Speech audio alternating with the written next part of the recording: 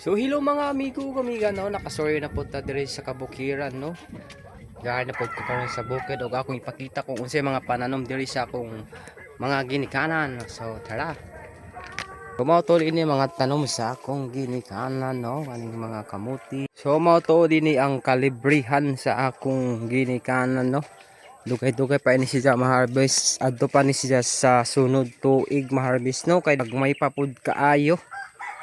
Ug mao to din yang ilan Basta na ay itanong mga amigo ug amiga na aga joy harbison no maoy pinakagana kayo the best basta sa bukid jud ka maghuya. Ang punta diri mga amigo ug amiga no mao to din ang ilang tanom ug napila tanom diri mga amigo to kana ilagi hapon diyan mga tanom na kalibre no ug kaning mga saging.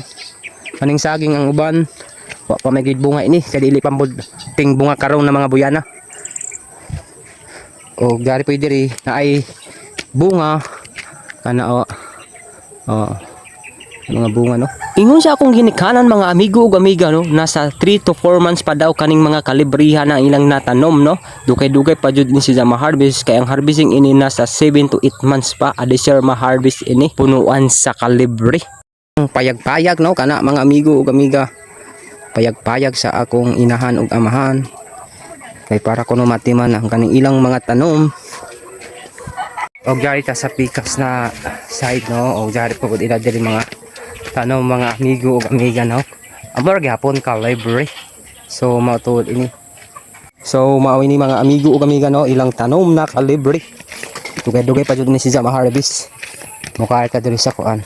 Ito apoy saging nila dito no. Namunga ng ilang tinanom mga amigo ug amiga. Kana mga sunod tuig siguro na mga harvest na. Dira ta diri. Takod-takod gyapon ilang tanom na kalibre dari mga amigo ug amiga. To na surveillance lang ba. Kay diop man nato karon mao jari ta karon diri sa bukid na kalaag. Kani okay. Aw na basta bukid na galing isgutan jao gyud nay mga tanom. So before tuod nato ini humano no moingon asa ko sa inyong tanan na maayong hapon. Shout out tuod kay RV TV. Salamat dol. So shout out sa imo dol.